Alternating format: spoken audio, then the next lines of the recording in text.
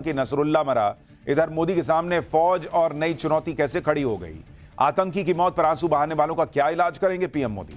Hezbollah आतंकी Nasrallah की वो कुंडली जिसे देखकर आप हैरान रह जाएंगे। हेमंता बिस्वा शर्मा और सीएम योगी ने कौन सी बड़ी बात कह दी है, सबसे पहले इसका जवाब।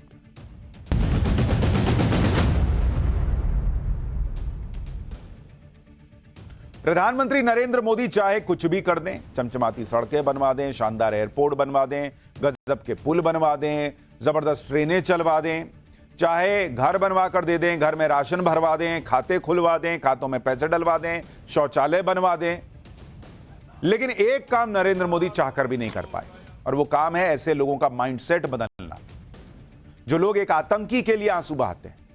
क्योंकि आप देखिए कि इजराइल ने लेबनान में हिजबुल्लाह के आका नसरुल्लाह को मार गिराया, तो यहां भारत में लोग छाती पीट रहे हैं बॉस। आप सोचिए कि कहां इजराइल, कहां लेबनान, कौन नसरुल्लाह, कौन हिजबुल्लाह, इनसे हमारा क्या लेना देना बॉस। लेकिन रोना पीटना मचा है भारत में नसरुल्लाह के नाम पर, हिजबुल्लाह के नाम पर। ऐसा लगता है कि जैसे कोई बड़ा मसीहा चला गया जिसके लिए इतने आंसू बहाए जा रहे हैं। और यही नरेंद्र मोदी के लिए सबसे बड़ा चैलेंज है बॉस, क्योंकि ये कैसी सोच है जिसमें ऐसे इंसान के मारे जाने का कुछ लोग लोड लिए बैठे हैं, जिस इंसान को दुनिया आतंकी मानती है, जो यहां आसपास का है भी नहीं बल्कि 12 से 4,500 किलोमीटर दूर मरा है।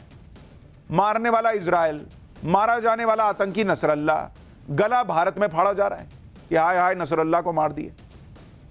और बॉस, ये मोदी सरकार और भारत के लिए कोई छोटी समस्या नहीं है, क्योंकि आतंकी सिर्फ बंदूक उठाने से नहीं बनता है कोई।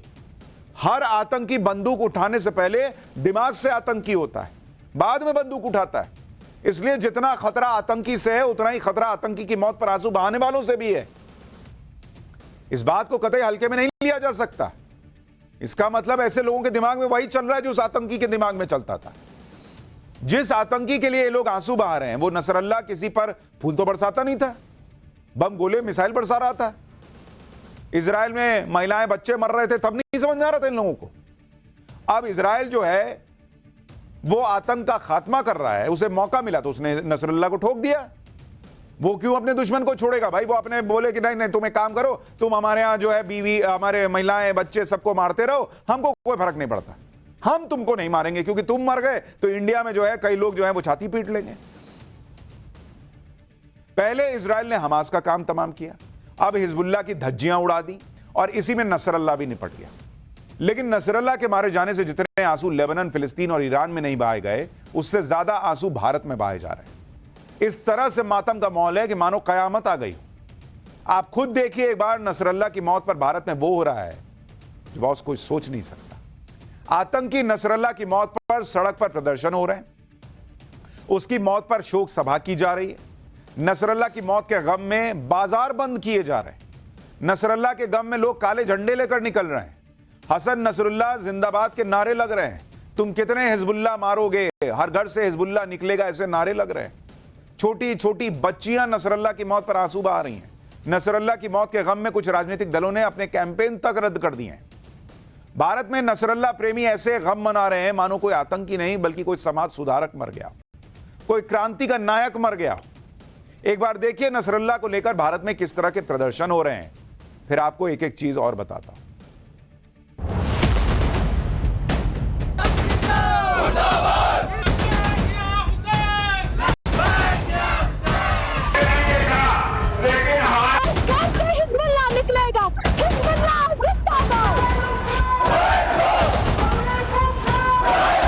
हमारे दिल में बहुत दर्द है।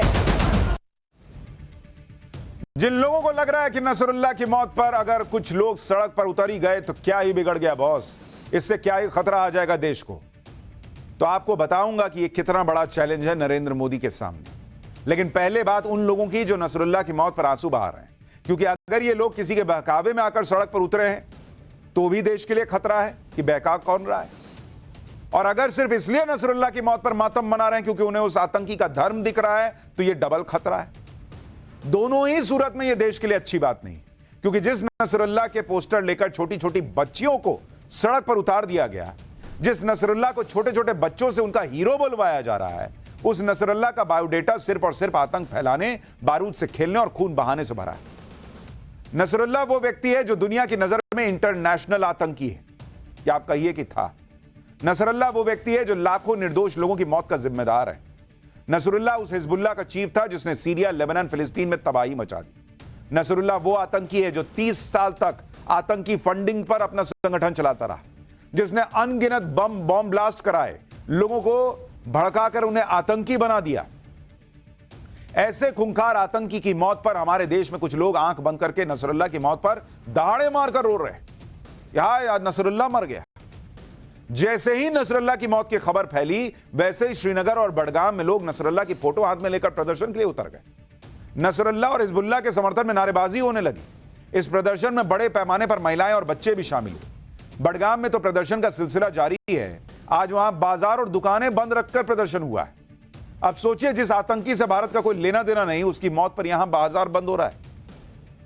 एक बार आप देखिए नसरुल्लाह की मौत पर गम में, घाटी में कैसे प्रदर्शन हो रहे हैं। छोटी छोटी बच्चियां हर घर से हिजबुल्लाह निकलेगा जैसे नारे लगा रही हैं। आप इसको देखिए कि ये कितना खतरनाक है देश के लिए। फिर आगे की बात बताते हैं।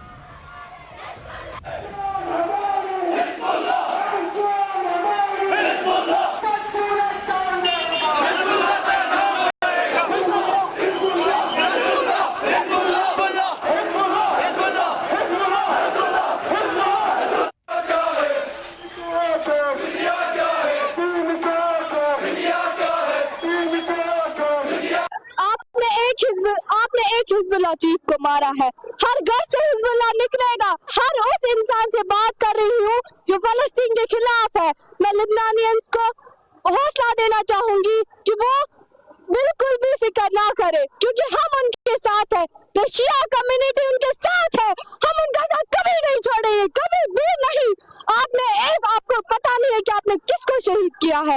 अब हर घर से इसराइल निकलेगा, अब हर घर से लेबनानिया निकलेगा, हर घर से हिजबुल्लाह निकलेगा। हिजबुल्लाह जिंदाबाद। और आज हम इसीलिए जमा हुए यहाँ क्योंकि लेबनान में हिजबुल्लाह के कमांडर सईद हसन नसरुल्लाह शहीद हो गए। असली हम शहादत वादा से नहीं डरते, बल्कि शहादत ही हमारा ईमान है। और जो शहीद होते हैं उनको खुदा से रिज़्क मिलती है और वो जिंदा होते हैं। और ना हम पीछे हटने वालों में से है और ना डरने वालों में से, बल्कि हम डट कर मुकाबला करने वालों में से। आप सोचिए कितना खतरनाक है ये। छोटी छोटी बच्चियां, इनको सड़क पे लाया जा रहा है, इनसे बुलवाया जा रहा है कि हर घर से हिजबुल्लाह निकलेगा। जिस वक्त इन बच्चियों को कहना चाहिए कि कश्मीर में हर घर से डॉक्टर निकलेगा, इंजीनियर निकलेगा, सैनिक निकलेगा, स्पोर्ट्स पर्सन निकलेगा, देश के लिए कुछ कर गुजरने वाला व्यक्ति निकलेगा, वो कह रही हर घर से हिजबुल्लाह निकलेगा। शिया कम्युनिटी आपके साथ है, क्या लेना देना आपका वहां जो चल रहा है उससे। अपनी पढ़ाई लिखाई पे ध्यान देने की बजाय इनसे कहा जा रहा है कि हम आपके साथ खड़े। कहां खड़े हो तुम? यहां हो 4000 4,500 किलोमीटर दूर, क्या खड़े हो तुम? और इसलिए कह रहा हूं यह देश के लिए बहुत खतरनाक है कि इतने छोटे छोटे बच्चों के दिमाग में यह भरा जा रहा है। कभी हर घर से अफजल निकलेगा, कभी हर घर से नसरुल्लाह निकलेगा। हिजबुल्लाह चीफ की मौत की खबर ऐसे वक्त में आई जब कश्मीर में चुनाव चल रहे हैं और मुस्लिम बहुल कश्मीर में वोट बैंक पॉलिटिक्स के चक्कर में पीडीपी और नेशनल कॉन्फ्रेंस में होड़ लग गई। दोनों पार्टियों में इस बात का मुकाबला शुरू हो गया कि कौन नसरुल्लाह की मौत पर ज्यादा गम में, कौन कटोरा भर के आंसू गिरा रहा है। महबूबा मुफ्ती ने तो नसरुल्लाह को शहीद बता दिया, उसकी मौत के गम में अपने कैंपेन रद्द कर दिए। उधर नेशनल कॉन्फ्रेंस के नेताओं ने भी ऐसा ही पैतरा आजमाया और नसरुल्लाह की मौत के गम में कैंपेन रद्द कर दिया।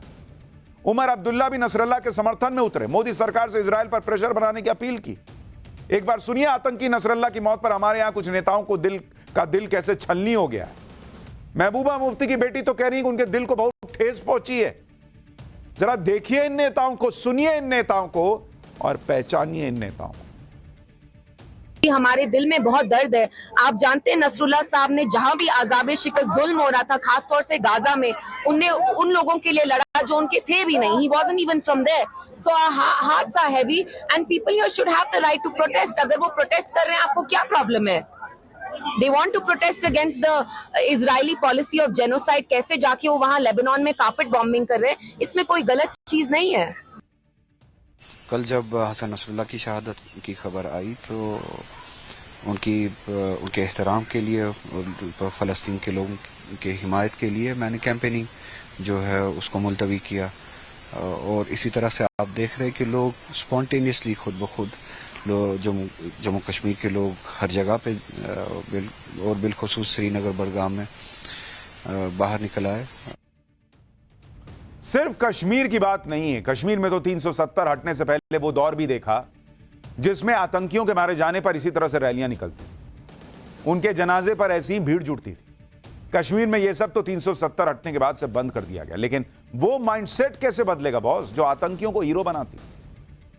और ये मत सोचिएगा कि इनको किसी महिला, बच्चे, बुजुर्ग की मौत का गम है, क्योंकि अगर महिला, बच्चे, बुजुर्ग की मौत का गम होता तो ऐसे ही महिलाएं, बच्चे और बुजुर्ग जो हैं वो इजराइल में भी मरे बॉस, इजराइल में भी मरे हैं। तो ये तो मत बताओ कि तुम मानवता के नाते ये सब कर रहे हो। क्या देख के कर रहे हो वो सबको दिख रहा है। और नरेंद्र मोदी के सामने यही चैलेंज है कि ये माइंडसेट सिर्फ कश्मीर में नहीं है, ये पूरे देश में जगह जगह ऐसा माइंडसेट दिख रहा है। जब आप कहते हो आतंक का धर्म नहीं है, तो आतंकी का धर्म देखकर उसके साथ कैसे खड़े हो रहे हो आप? क्योंकि आप देखिए कि नसरल्लाह के लिए न सिर्फ कश्मीर बल्कि भारत के कई हिस्सों में विरोध प्रदर्शन हुए। आप लखनऊ की तस्वीर देख लीजिए, वहां से ग्राउंड रिपोर्ट देखिए, लखनऊ में हो रहा है। हसन नसरुल्लाह की मौत के बाद शिया समुदाय में आक्रोश है। लखनऊ में भी कल रात को एक बड़ा प्रोटेस्ट जो है वो शिया समुदाय की तरफ से किया गया। ये छोटा इमामबाड़ा है, आप देख सकते हैं। यहाँ पे काले झंडे भी लगाए गए हैं और बाकायदा एक बड़ा पोस्टर लगाया गया है, लिखा गया अल अजल या इमाम, सलाम या शहीद। तो ये विरोध प्रदर्शन का एक तरीका है और तमाम दुकानें जिस इलाकों में है वो भी बंद की गई हैं। उनका मानना है कि जो शिया समुदाय है वो इससे काफ़ी आहत है। इसके बाद से कल रात को जो है शिया समुदाय ने एक बड़ा विरोध मार्च भी निकाला था, हाथों में हसन की तस्वीर लेकर जिंदाबाद के नारे लगाए और इजराइल के प्रधानमंत्री का पोस्टर जलाकर विरोध किया गया। लखनऊ की तरह यूपी के सुल्तानपुर में भी नसरल्लाह को याद करते हुए लोग सड़क पर उतर गए। नसरल्लाह के समर्थन में और इजराइल अमेरिका के विरोध में नारेबाजी हुई। नसरल्लाह की मौत पर बाकायदा एक शोक सभा हुई जिसमें नसरल्लाह को याद किया गया। लोग उसकी मौत पर आंसू बहाते दिखे। देखिए।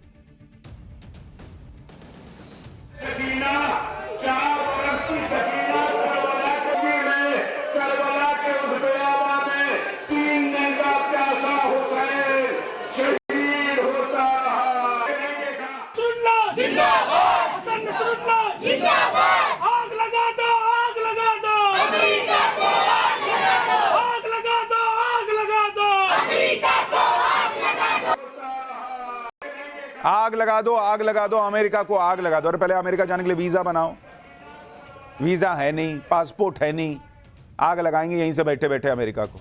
और छोटे छोटे बच्चों को लेके आ रहे हैं भाई ऐसे प्रदर्शन में। किसी को भी ये बात समझ में नहीं आएगी कि आखिर दुनिया जिसे इंटरनेशनल आतंकी मानती है उसकी मौत पर भारत में कुछ लोग आंसू क्यों बहा रहे हैं। लेकिन बात आपको तब समझ में आएगी जब आपको इसमें धर्म का कनेक्शन पता चलेगा।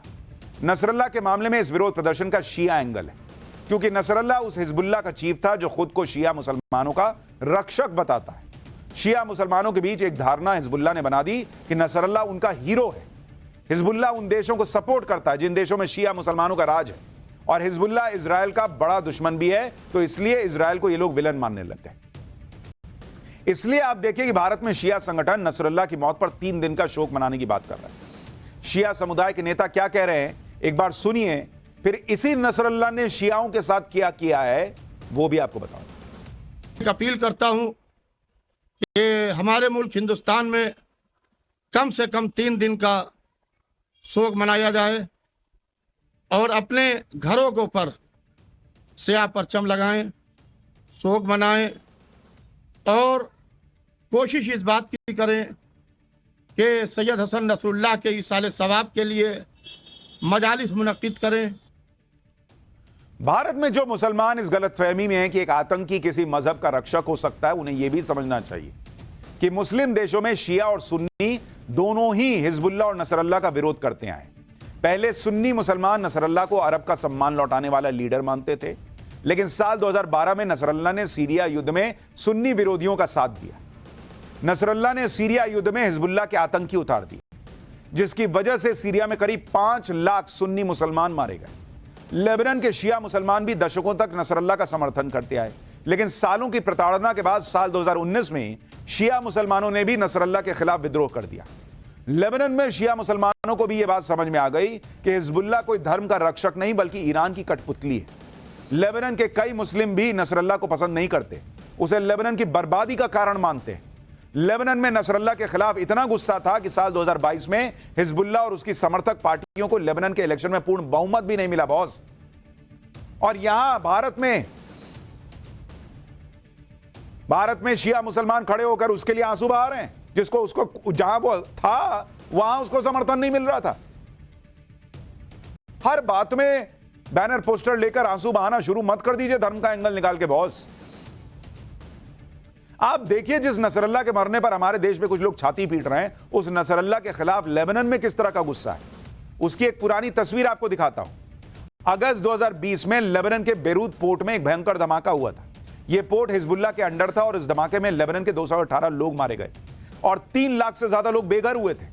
इसके बाद वहां के मुस्लिम लोकल्स ने ही नसरल्लाह के खिलाफ प्रदर्शन किया था और उस प्रदर्शन की तस्वीर आपको दिखा रहा हूं, जिसमें लेबनान के अंदर नसरल्लाह के पुतले को फांसी के फंदे पर लटकाकर प्रदर्शन हुआ था।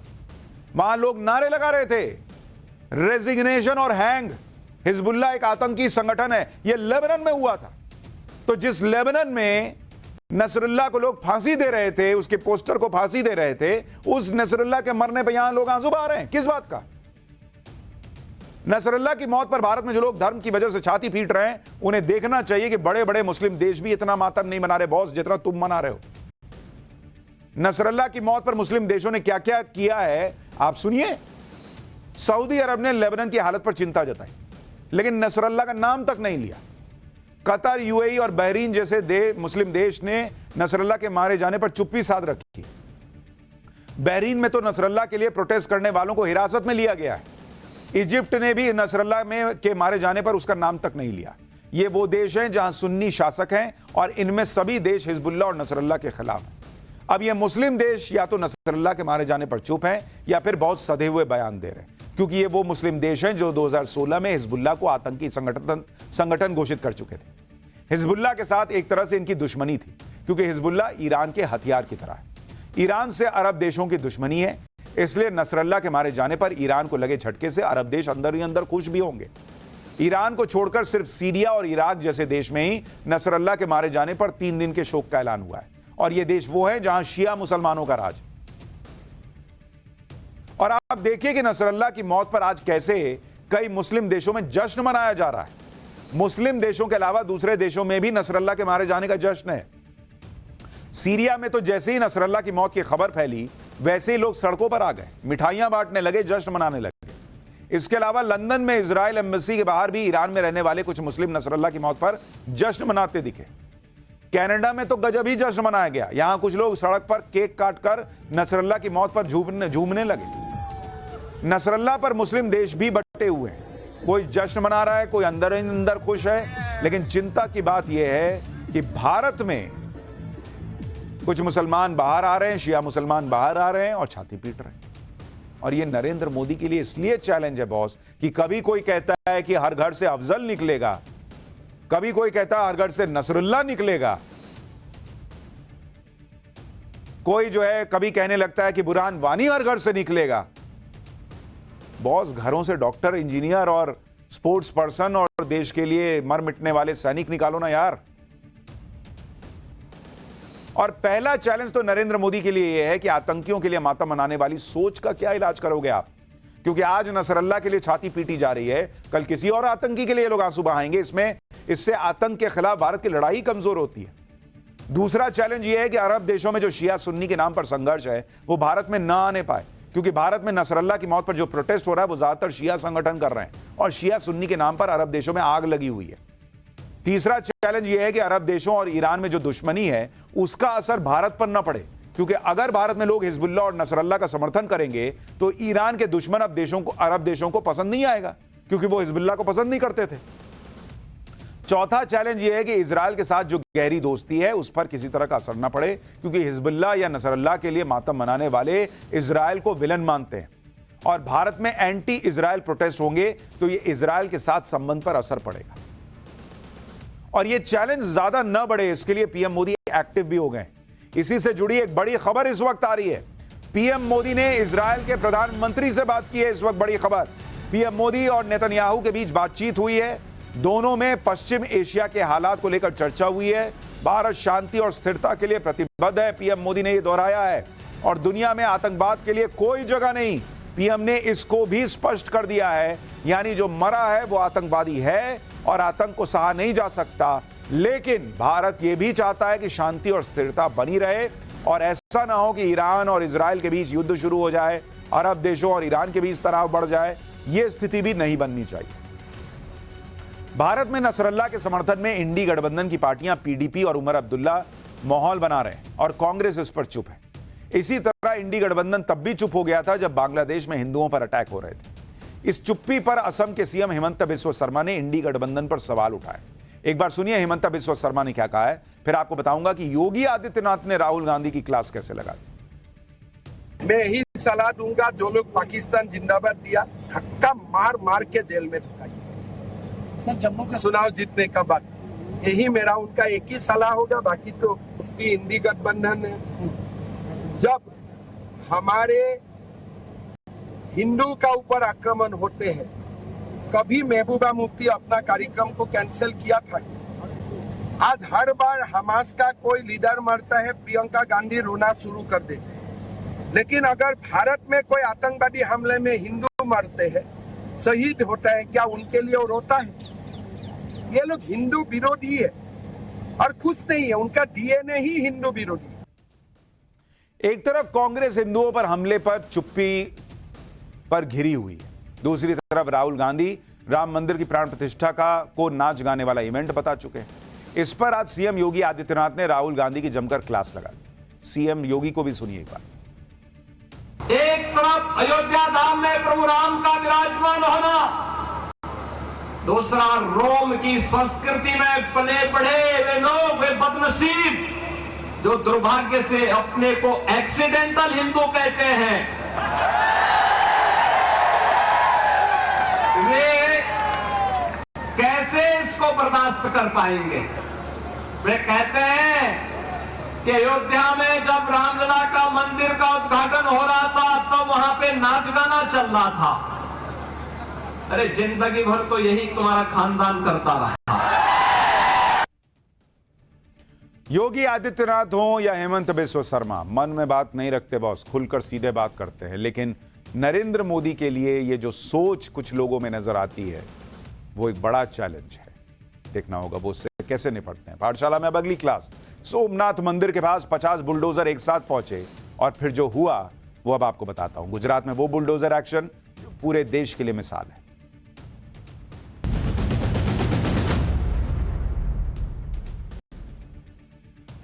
गुजरात के प्रसिद्ध सोमनाथ मंदिर के आसपास कुछ ऐसा हुआ जिसकी मिसाल पूरे देश में दी जा रही है। और यह मिसाल इसलिए दी जा रही है क्योंकि सोमनाथ मंदिर के आसपास 69 साल से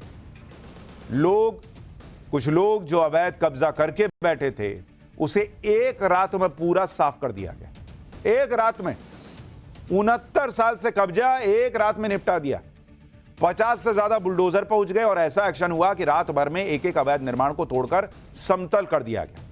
जो मलबा इकट्ठा हुआ था वो बड़े बड़े ट्रकों में भरकर रातों रात बाहर किया गया और पूरा इलाका साफ कर दिया गया। और ये कोई मामूली बात नहीं है, क्योंकि आप हिमाचल प्रदेश को देख लीजिए, वहां पर अवैध निर्माण को लेकर कितना हाहाकार मचा, लोग सड़कों पर आ गए, लेकिन एक बुलडोजर उनसे नहीं चलाया गया वहां की सरकार से, जो अवैध निर्माण है उसे हटा दे। लेकिन जब सरकार और प्रशासन ठान ले के ऐसा कुछ करना है, अवैध निर्माण नहीं चलेगा, तो रातों रात क्या हो सकता है वो गुजरात में दिखा, सोमनाथ मंदिर के आसपास दिखा। सोमनाथ मंदिर के आसपास जो अवैध कब्जा था उसे हटा दिया गया। उससे वहां अवैध निर्माण वाली ये जमीन फिर से सरकार के कब्जे में आ गई और अब यहां पर सोमनाथ मंदिर से जुड़े रेनोवेशन का काम होगा। ठीक उसी तरह से रेनोवेशन होगा जैसे काशी विश्वनाथ और उज्जैन महाकाल में हुआ। ठीक उसी तरह का भव्य कॉरिडोर सोमनाथ मंदिर में भी बनने वाला है। लेकिन सोमनाथ मंदिर में भव्य कॉरिडोर को बनाने में जो सबसे बड़ी रुकावट आ रही थी वो ये थी कि यहां पर सालों से कुछ लोगों ने अवैध कब्जा कर रखा था। आप हैरान रह जाएंगे सुनकर कि 1960 में गुजरात को राज्य बनाया गया, लेकिन अवैध कब्जे का यह सिलसिला 1955 से शुरू था।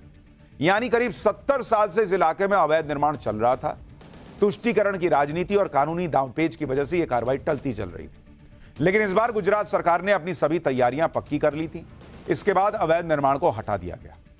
सोमनाथ में हुआ यह बुलडोजर एक्शन गुजरात का अब तक का सबसे बड़ा डेमोलिशन ड्राइव है। इसमें सोमनाथ मंदिर के 2 किलोमीटर के एरिया में 102 एकड़ सरकारी जमीन पर जितना भी अवैध निर्माण था सब गिरा दिया गया। इस पूरी डेमोलिशन ड्राइव में 58 जेसीबी मशीन लगी है, 50 ट्रैक्टर लगे हैं और 20 से ज्यादा डंपर ट्रकों का इस्तेमाल हुआ है। इस कार्रवाई में 9 मस्जिदों का अवैध निर्माण एक साथ डेमोलिश कर दिया गया। इसके अलावा छोटे बड़े 3 धार्मिक स्थलों समेत 45 पक्के मकानों को तोड़ा गया और इसमें कई मुसाफिर खाने थे। आप सुनकर हैरान रह जाएंगे कि इस अवैध कब्जे की कीमत करीब 320 करोड़ रुपए बताई गई। कानून व्यवस्था बनाए रखने के लिए पुलिस ने 150 लोगों को गिरफ्तार किया है ताकि किसी तरह के उपद्रव को रोका जा सके। हालांकि धारा 144 लगने के बाद पुलिस प्रशासन ने पूरे एरिया में चप्पे चप्पे पर सुरक्षा मजबूत कर दी, इसलिए शांति से ही सारा काम निपट गया। अवैध निर्माण हटाने के बाद यह जगह कैसी दिखाई देती है, इसके बारे में सोमनाथ से हमारे सहयोगी की एक रिपोर्ट देखिए। मैं जहां पर इस वक्त खड़ा हूं, ये जगह एक धार्मिक स्थल थी कल तक, जहां पर एक विशेष समुदाय के धर्म की पूजा पाठ वगैरह की जाती थी। लेकिन अब यहां पर आप देखेंगे तो पूरी तरह से ये मलबे में तब्दील हो चुका है।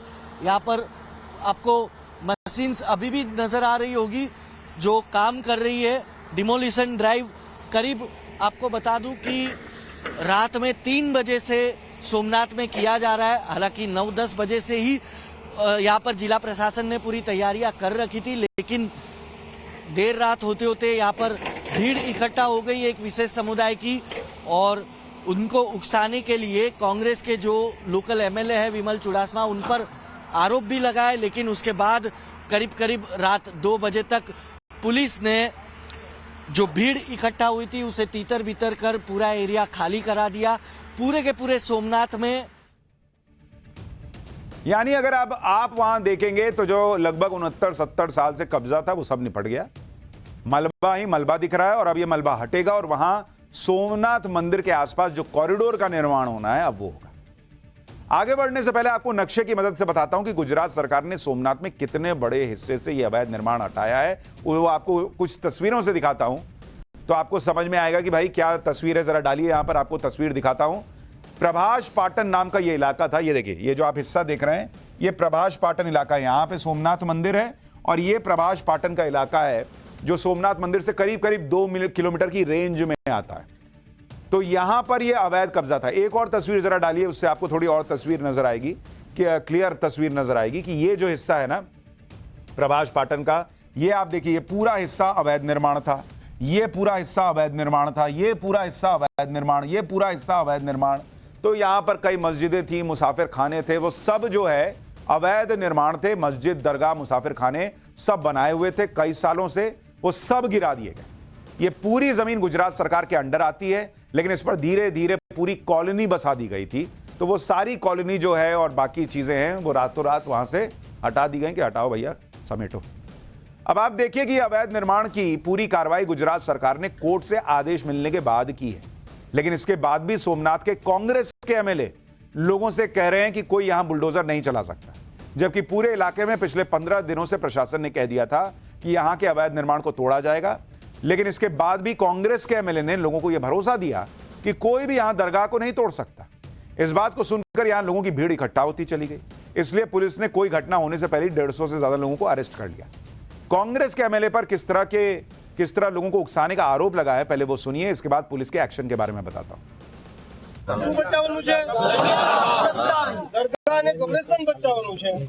આપણે ઝાપટે ખાઈ લેવું અને આપણે બધાને સુઈ જવાનું, મોબાઈલ ખાસ કરીને ચાલુ રાખી દેવાનું, મોડું કબૂલ કરી લેવાનું, બરાબર છે।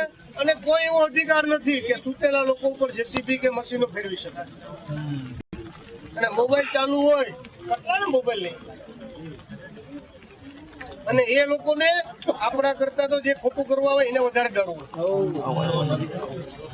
પણ સાચું કરવા વાળા હોય. ये कांग्रेस के विधायक हैं. डेमोलिशन ड्राइव कोर्ट के आदेश के बाद चल रही है, यानी कोर्ट भी मान रहा है कि वहां अवैध कब्जा है, उसके बाद वहां से आदेश आया कि भाई ठीक है हटा दो, और कांग्रेस के विधायक कह रहे हैं कि अगर वहां मजार बचानी है तो हम चाटा भी खा लेंगे, बस वीडियो बनाते रहना. सोमनाथ के एमएलए ये बात जानते थे कि इस इलाके को खाली करने के लिए कई साल पहले हाईकोर्ट का आदेश आ चुका था. इसके बाद गुजरात प्रशासन ने भी यहां रहने वाले लोगों को कई बार नोटिस दिया, लेकिन बुलडोजर एक्शन से ठीक पहले यहां के एमएलए साहब लोगों को इकट्ठा करके कह रहे हैं कि हमें दरगाह और कब्रिस्तान बचाना है. हालांकि सोमनाथ पुलिस को इस बारे में पहले से जानकारी मिल गई थी, यहां लोगों को भड़काया जा सकता है, इसलिए पुलिस ने पूरे गुजरात से भारी संख्या में फोर्स को बुलवा लिया और पुलिस ने बिना किसी कानून व्यवस्था के बिगड़े एक्शन करके दिखाया.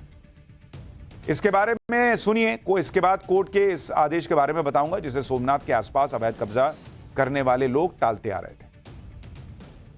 पुलिस के हमारे जो लोकल लेवल पे ऑफिसर्स है उन्होंने सही बात लोगों को समझाई पहले, उसके बाद उनके लीडर्स को समझाई, उसके बाद भीड़ काफ़ी कम हो गई. कम होने के बाद हमने फिर जो बाकी बचे थे उन पे थोड़ा सा माइल्ड फोर्स भी यूज़ किया और फोर्स यूज़ करने के बाद पूरी जगह हमने खाली करवाई. उसके बाद हमने डिमोलिशन स्टार्ट किया. कितने लोगों को सर आधिकारिक तौर पर रात में डिटेन किया गया था? We have detained around 150 people till now और उनके खिलाफ काफ़ी तो उसमें प्रिवेंटिव डिटेंशन में है. बाकी कुछ लोग हैं जो जिनके खिलाफ कुछ एफआईआर भी रजिस्टर कर रहे हैं. सोमनाथ को लेकर बहुत से लोग यह अफवाह भी फैला रहे हैं कि गुजरात सरकार ने रातों रात मस्जिद और दरगाह को तोड़ दिया, जबकि यह एक्शन एक लंबी कानूनी प्रक्रिया के बाद हुआ. इस बुलडोजर एक्शन से पहले पिछले कई सालों में यहां रहने वाले लोगों को इसके बारे में कई बार आगाह किया गया कि बहुत गलत कब्जा किए हुए आप लोग. आज आपको इस जगह का इतिहास भी बता देता हूं ताकि किसी तरह की अफवाह में आप न पड़ जाएं. 1950 के दशक में गुजरात सरकार ने सोमनाथ ट्रस्ट को 99 साल की लीज पर जमीन के कुछ भूखंड आवंटित किए थे. इन जमीनों का प्रबंधन भी श्री सोमनाथ ट्रस्ट का था, लेकिन इस दौरान मंदिर के आसपास बाकी जमीन पर अवैध कब्जा होता चला गया. आप हैरान रह जाएंगे सुनकर कि 80 के दशक में यहां रहने वाले लोगों को सरकार की तरफ से अवैध निर्माण करने के खिलाफ नोटिस दे दिया गया था 80s में, लेकिन हर बार यहां रहने वाले लोगों ने इस पर ध्यान नहीं दिया. इसके बाद यह पूरा मामला कोर्ट गया. 1986 में गुजरात हाईकोर्ट ने अपने फैसले में इस जगह को सरकारी जमीन घोषित किया. इसके बाद 2006 से और 2020 में भी हाईकोर्ट ने इस जगह को सरकारी जमीन का आदेश बरकरार रखा. अब गुजरात सरकार ने 20 दिन पहले यहां रहने वाले लोगों को एक नोटिस दिया जिसमें 15 दिन में जगह खाली करने का टाइम मिला. इसके बाद भी जब लोगों ने सरकारी आदेश पर ध्यान नहीं दिया तो 27 सितंबर को 24 घंटे में जगह खाली करने का नोटिस लगाया गया. 28 सितंबर की रात 3 बजे से तैयारियां शुरू कर दी गईं और सुबह 5:30 बजे से डेमोलिशन ड्राइव शुरू. यानी बकायदा सालों साल मिन्नत करने के बाद कि गलत कर रहे हो यार, ये गलत कर रहे हो, ये अवैध कब्जा है, हटा लो, हट जाओ यहां से. अवैध निर्माण होता गया. और अब जब ये हो रहा है तो कांग्रेस विधायक कह रहे हैं कि नहीं हम लोग चाटा खा लेंगे. ऐसा नहीं है कि गुजरात सरकार ने अपने बुलडोजर एक्शन के तहत सिर्फ एक ही धर्म या समुदाय के लोगों के धार्मिक स्थल को तोड़ा. पिछले कई सालों में गुजरात सरकार ने लगभग हर धर्म के अवैध निर्माण को तोड़ा है. गुजरात सरकार ने पिछले 3 महीने में 500 से ज्यादा अवैध निर्माण को हटाया. लेकिन जिनको पॉलिटिक्स करनी है वो करेंगे. पाठशाला में हमारा काम है आपको फैक्ट्स एंड फिगर्स के साथ सब कुछ बताना ताकि आपके दिमाग में स्थिति क्लियर रहे. पाठशाला में अब आसमानी आफत का चैप्टर, नेपाल से लेकर बिहार तक ऐसी तबाही जो आपने देखी ना हो.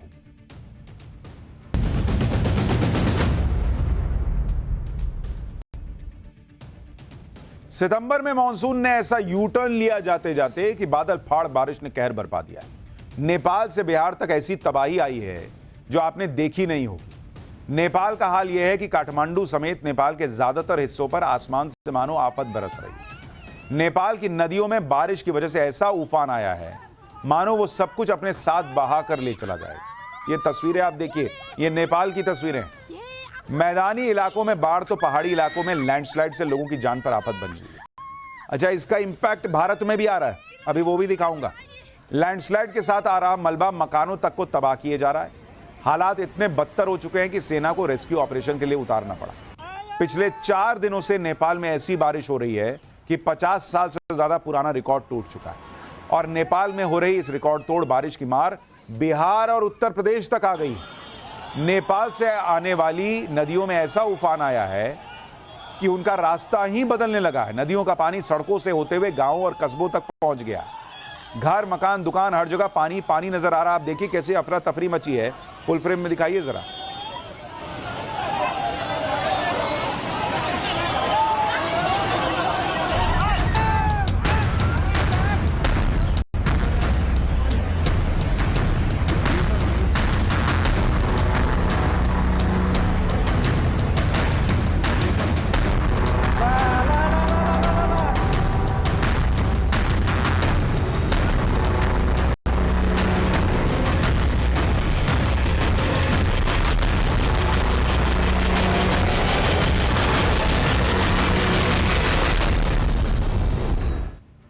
तस्वीरें देख रहे बॉस, मतलब दिल दहल जाए ऐसी तस्वीरें आई।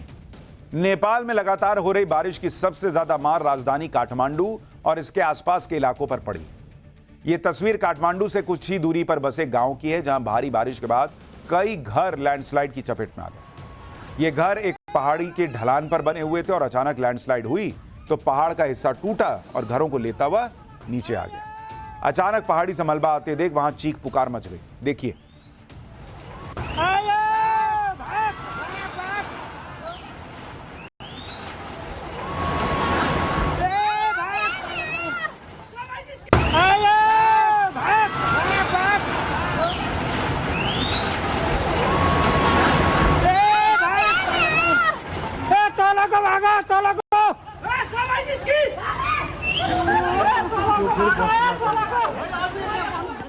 लैंडस्लाइड की वजह से नेपाल में कई जगहों पर भारी नुकसान हुआ। इस तस्वीर को देखिए, इसमें सड़क के किनारे जो बसेस खड़ी थी वो लैंडस्लाइड के साथ आए मलबे में दबी हुई नजर आ रही।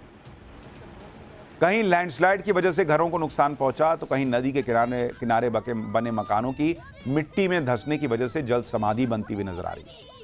ये तस्वीर नेपाल के कावरे पालन चौक जिले की है, जहां देखते ही देखते 3 मकान ढह गए। दरअसल मकानों के बगल से बह रही नदी में लगातार हो रही बारिश की वजह से ऐसा उफान आया कि नदी के किनारों का कटान शुरू हो गया। पहले नदी के किनारे बना एक मकान गिरा, फिर उसके बगल में बना दूसरा मकान गिर गया और फिर नदी के किनारे बना 4 मंजिला मकान भी ताश के पत्तों की तरह नदी में समा गया और वहां पर चीख पुकार मच गई। देखिए,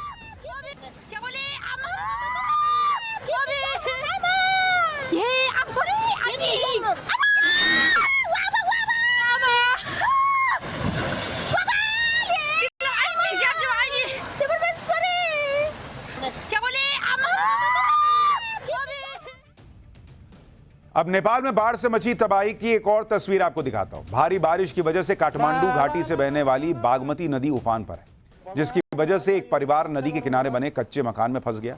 काफी देर तक परिवार मकान की छत पर बैठकर मदद का इंतजार करता रहा, लेकिन नदी के तेज बहाव को कच्चा मकान ज्यादा देर तक सह नहीं पाया और फिर मकान गिरने के साथ ही पूरा परिवार नदी की तेज धार में बहने लग गया। आप देखिए किस तरह से परिवार फंस गया है। इतनी तेज धार है और उसमें ये सारे लोग जो है वो बहते हुए नजर आ रहे हैं। मकान और दुकान ही नहीं, नेपाल में नदियों में ऐसा उफान आया है कि वो अपने रास्ते में आने वाली हर चीज बहा ले जा रही है। जरा इस तस्वीर को देखिए। नदी पर बना भारी भरकम पुल तिनके की तरह पानी की तेज धार में बह गया। इसी तरह उफनती नदियों में पुलों के बहने से कई इलाकों का संपर्क एक दूसरे से कट चुका। आप देखिए बॉस, लोहे का पुल जो है वो बर्दाश्त नहीं कर पा रहा है, इतनी तेज रफ्तार से नदी बह रही है। आप देखिए, ये नदी का उफान है इस वक्त।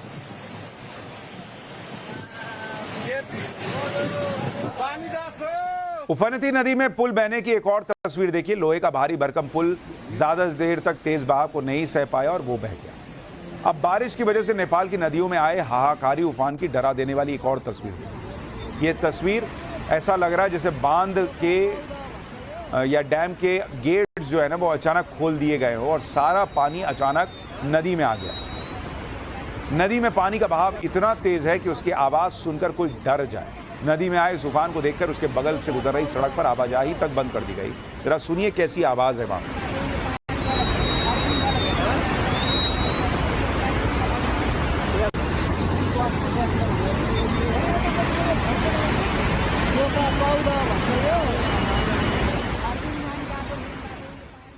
बादल फाड़ बारिश की वजह से नदी में आए उफान की एक और तस्वीर देखिए। नदी में पानी का बहाव इतना तेज है कि बड़ी बड़ी लकड़ियां और पत्थर भी पानी के साथ तेज रफ्तार में बहते हुए नजर आ रहे हैं। ऐसा लग नहीं रहा कि जैसे वीडियो को किसी ने फास्ट फॉरवर्ड किया हुआ है। कोई फास्ट फॉरवर्ड नहीं किया बॉस, इतनी ही तेज बह रही है नदी। हालांकि नदी में आए उफान के बावजूद भगवान बुद्ध की मूर्ति जो है वो टस से मस नहीं हुई है, उसकी तस्वीर भी आई। लेकिन उफनती नदियों के रास्ते में पड़ने वाले दूसरे मकान या पुल इतनी मजबूती से नहीं टिक पाए। इस तस्वीर को देखकर अंदाजा लग सकता है कि नेपाल में आई बाढ़ ने किस तरह तबाही मचाई। नदी के रास्ते में पड़ने वाली पूरी बस्ती बर्बाद हो चुकी है। कहीं गाड़ियां पलटी दिख रही हैं, कहीं नदी के तेज बहाव की वजह से मकान ढह चुके हैं। लेकिन भगवान बुद्ध की मूर्ति जो है वो इतनी उफान वाली नदी जिसमें पुल बह जा रहे हैं लोहे के, वो वहां भगवान बुद्ध की मूर्ति थी। बाढ़ में फंसे लोगों को बचाने के लिए सेना के जवान 24 घंटों रेस्क्यू ऑपरेशन चला रहे हैं। दिल को छू लेने वाली इस तस्वीर को देखिए। नेपाली सेना का एक जवान नाव की मदद से एक मासूम को रेस्क्यू करके सुरक्षित जगह पर ले जाता हुआ नजर आएगा आपको। ये तस्वीर देखिए। इसके पहले तो जो बर्बादी थी वो आपने देखी, लेकिन कैसे एक छोटी सी बच्ची को बचाकर ये ले जा रहा है उसकी तस्वीर आई। ये बच्चा तो खुशकिस्मत था जिसे सेना के जवान ने बचा लिया, लेकिन नेपाल में बारिश, बाढ़ और लैंडस्लाइड ने ऐसी तबाही मचाई है जिसकी वजह से कई लोगों को जान गंवानी पड़ी। नेपाल में पिछले 4 दिनों से हो रही बादल फाड़ बारिश की वजह से 200 से ज्यादा लोगों की मौत हो चुकी है। लैंडस्लाइड और बाढ़ की वजह से कम 322 घर और 16 पुलों को नुकसान पहुंचा है। 1100 मेगावाट के 20 हाइड्रो पावर प्लांट्स को नदियों में आए उफान की वजह से नुकसान हुआ है, जिसकी वजह से काठमांडू समेत कई शहरों में बिजली सप्लाई पर असर पड़ा। बाढ़ में फंसे लोगों को बचाने के लिए सेना के 4000 से ज्यादा जवान तैनात किए गए। नेपाल के 56 जिलों में लैंडस्लाइड और बाढ़ का अलर्ट जारी किया गया है। मुसीबत अकेले नेपाल के लिए ही नहीं है। नेपाल में हो रही भारी बारिश की वजह से बिहार और पूर्वी यूपी के कई जिले भी बाढ़ की चपेट में आ गए। नेपाल की बारिश से भारत में बाढ़ क्यों आ गई, इसकी वजह भी जानिए। दरअसल नेपाल में पिछले कुछ दिनों से हो रही भारी बारिश की वजह से वहां से भारत आने वाली कोसी और गंडक नदियां उफान पर, जिसकी वजह से भारत नेपाल सीमा पर कोसी नदी पर बने बीरपुर बैराज से 6.5 लाख क्यूसेक से ज्यादा पानी छोड़ना पड़ा, जो पिछले 56 सालों में सबसे ज्यादा है। उधर गंडक नदी में बिहार के वाल्मीकि नगर बैराज से 5.5 लाख क्यूसेक से ज्यादा पानी छोड़ा गया, जो 2003 में जो पानी छोड़ा गया था उसके बाद सबसे अधिक है। इन दोनों बैराज से अचानक इतना ज्यादा पानी छोड़े जाने की वजह से बिहार के 13 जिले भयंकर बाढ़ की चपेट में आ गए। इन इलाकों में रहने वाले 13.5 लाख से ज्यादा लोग बाढ़ की मार झेल रहे हैं। लोगों के घरों में बाढ़ का पानी घुस चुका है और लोग परेशान हैं। बिहार के सुपौल में कोसी बैराज से पानी छोड़ने जाने के बाद कई इलाके बाढ़ की चपेट में। नेपाल में लगातार हो रही बारिश की वजह से भारत नेपाल बॉर्डर पर बना कोसी बैराज लबालब भरा हुआ है। बांध पर पानी का दबाव कम करने के लिए बैराज के 50 से ज्यादा गेट खोल दिए गए। आप तस्वीरें देखिए, जिसकी वजह से कोसी नदी में उफान आ गया। कोसी बैराज के सभी गेट अचानक खोले जाने से बैराज देखने पहुंचे लोग दहशत में आ गए। कोसी नदी में अचानक पानी के लेवल को बढ़ता देख लोग आनन फानन में बैराज छोड़कर भागने लग गए। जिन इलाकों में कोसी बैराज से छोड़ा गया पानी पहुंच रहा है, वो इलाके बाढ़ की चपेट में आते जा रहे हैं। ये तस्वीर आप सुपौल के ऐसे ही एक छोटे से गांव की देख रहे हैं, जहां ज्यादातर घर बाढ़ के पानी में डूब गए। कोसी नदी का पानी सड़क से होकर बहता हुआ दिख रहा है।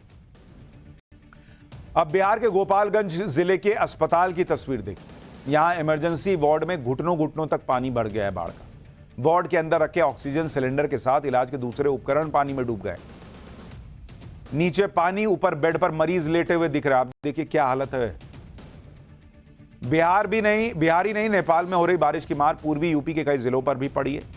पूर्वी यूपी के कई जिलों में नदियों में सैलाब आ गया है।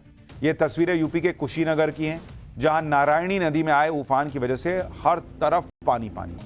यूपी के गोंडा में भी नेपाल से आने वाली घाघरा नदी खतरे के निशान के ऊपर बह रही है, जिसकी वजह से निचले इलाके बाढ़ की चपेट में आ चुके हैं। प्रभु राम की नगरी अयोध्या पर भी बाढ़ का खतरा मंडरा रहा है। सरयू नदी में पानी का लेवल बढ़ने से कई घाट डूब चुके हैं। तो यह संकट बाढ़ का है और उसमें कई इलाके डूबे हुए हैं।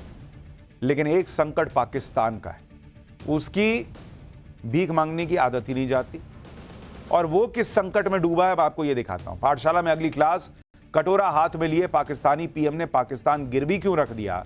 पाई को मोहताज पाकिस्तान को राजनाथ सिंह के बयान से मिर्ची क्यों लगी है? अब इसका चैप्टर।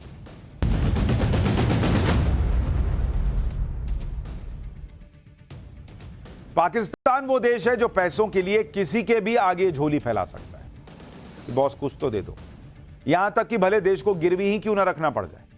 पाकिस्तान कब का बर्बाद हो चुका होता, लेकिन समय समय पर कर्ज मांगकर वो किसी तरह से घर चला रहा है। लेकिन ये कब तक चलेगा, इसकी कोई गारंटी तो है नहीं। कितना मांगोगे यार, क्योंकि पाकिस्तान वो गाड़ी है जो उधार के पेट्रोल से चल रही है।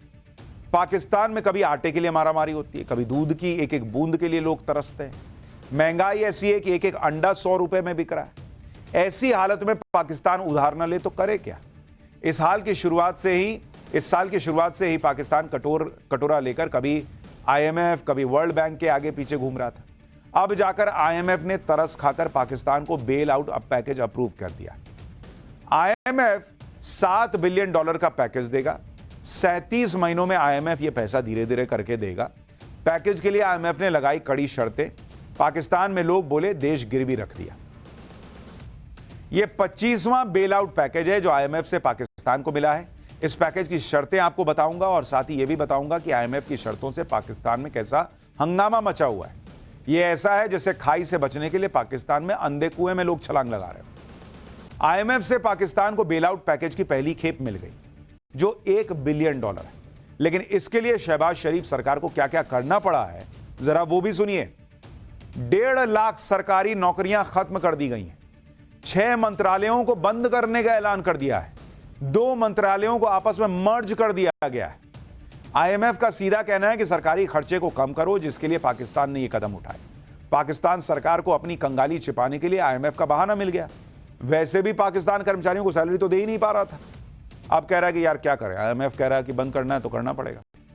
आप खुद सोचिए कि IMF के लोग पहली किश्त मिलने के साथ ही पाकिस्तान में IMF के लोन की पहली किश्त मिलने के साथ ही पाकिस्तान में हाहाकार मच गया। लोगों की नौकरियां छीन ली गई। खर्च कम करने के नाम पर मनमाने फैसले लिए जा रहे हैं। अभी तो $6 बिलियन का कर्ज और लेना है, जिसके लिए IMF ने ऐसी शर्तें लगाई जिससे पाकिस्तान का तेल निकल जाएगा। पाकिस्तान को टैक्स रिफॉर्म करने होंगे। डायरेक्ट टैक्स की दरों को बढ़ाना होगा। कोई नई सब्सिडी नहीं दी जा सकती। कृषि पर टैक्स दर को 45% करना होगा। रियल स्टेट सेक्टर पर भी टैक्स बढ़ेगा। टैक्स नहीं देने वालों का स्लैब खत्म होगा। टैक्स नहीं देने पर प्रॉपर्टी नहीं खरीद पाइएगा। टैक्स नहीं देने पर गाड़ी नहीं खरीद पाइएगा। बिजली की कीमत और बढ़ानी होगी। मतलब पाकिस्तान में हाहाकार और मचने वाला है। पाकिस्तान का अभी यह हाल है कि वहां की सरकार IMF की शर्तें पूरी करने के लिए सांस लेने पर भी उनका बस चले तो टैक्स लगा सकती है। इस तरह की शर्तों से पाकिस्तान की जनता महंगाई के बोझ तले दब जाएगी। शहबाज शरीफ भी जानते हैं कि इससे पाकिस्तान में असंतोष बढ़ेगा। इसलिए IMF के लोन का क्रेडिट शहबाज शरीफ खुद नहीं ले रहे। शहबाज शरीफ ने कहा कि IMF के नए बेल आउट पैकेज का क्रेडिट डिप्टी PM इशाक डार, सेना प्रमुख असीम मुनीर और वित्त मंत्रालय की फाइनेंशियल टीम को जाता है। हमें विश्वास है कि IMF से यह हमारा आखिरी लोन होगा। मतलब वो लोगों को बता रहे हैं कि मुझे गाली मत दो, ये लोग लेके आए और ये हमारा आखिरी लोन होगा। कैसे आखिरी लोन होगा?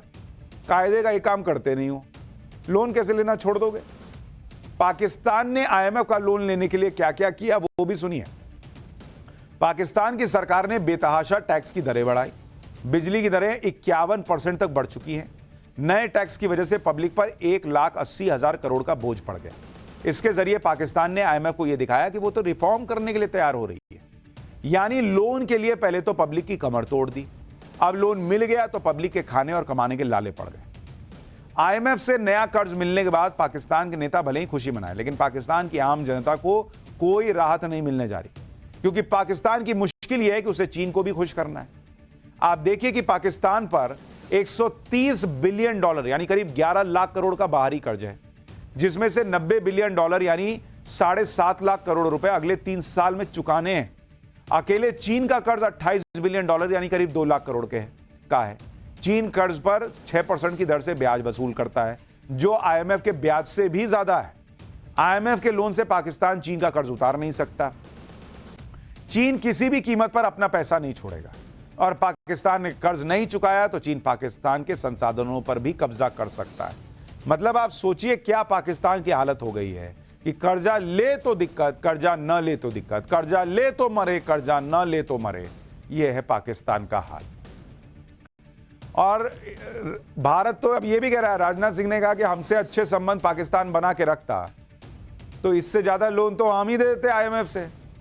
तो यहां एक और पिन मार दिया राजनाथ जी ने कि क्या बेकार हमसे लड़े, आतंकी भेजने से अच्छा कुछ अच्छी चीजें भेज। खैर, एक छोटा सा ब्रेक